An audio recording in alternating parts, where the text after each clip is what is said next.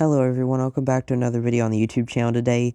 We are here to talk about last night's Raw, June 9th, 2025.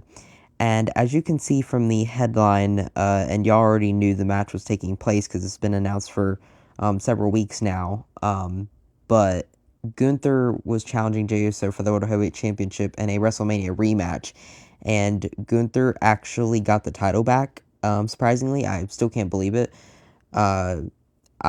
It's almost 7 o'clock by the time I'm recording this video, and I literally cannot fall asleep just thinking about what just happened. But before we get into all that, let's get into some other stuff that happened on the night, because it was actually a surprisingly good Raw.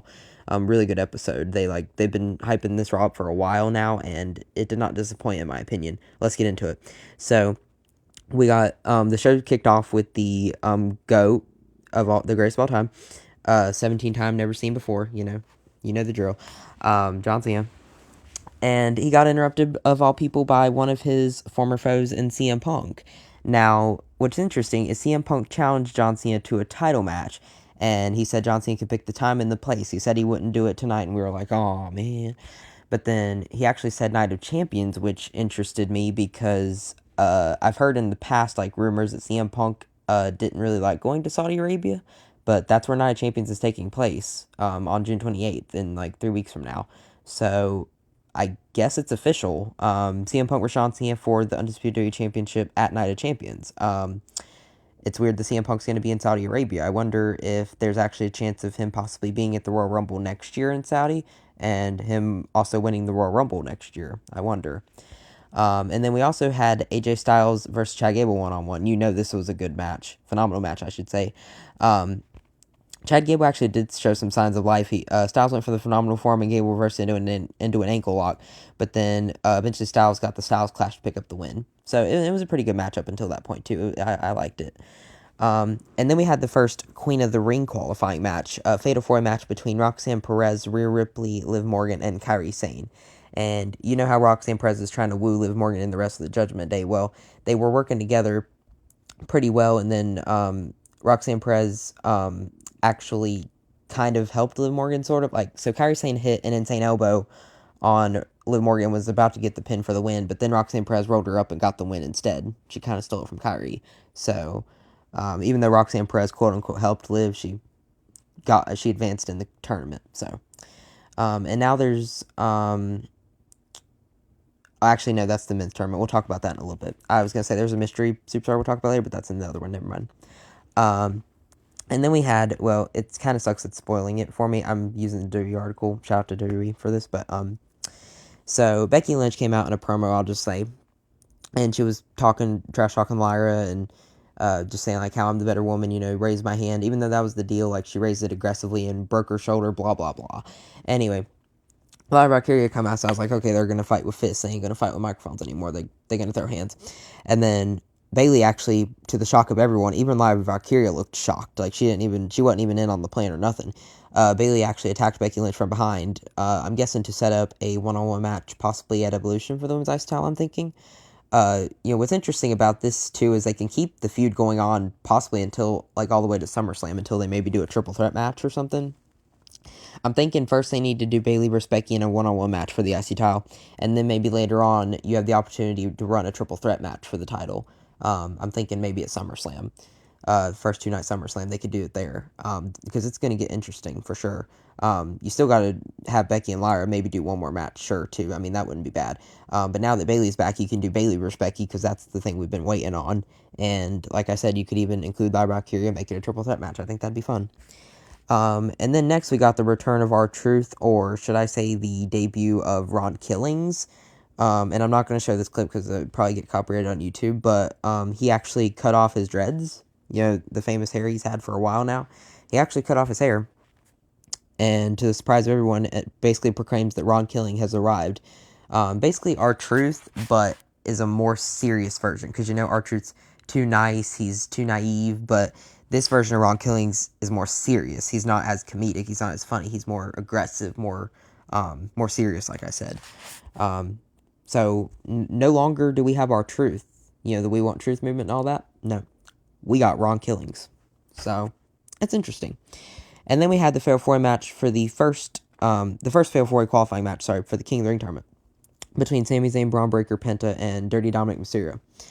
Going into this, I was like, well, okay, Sami Zayn and Braun Breaker are probably going to win, right?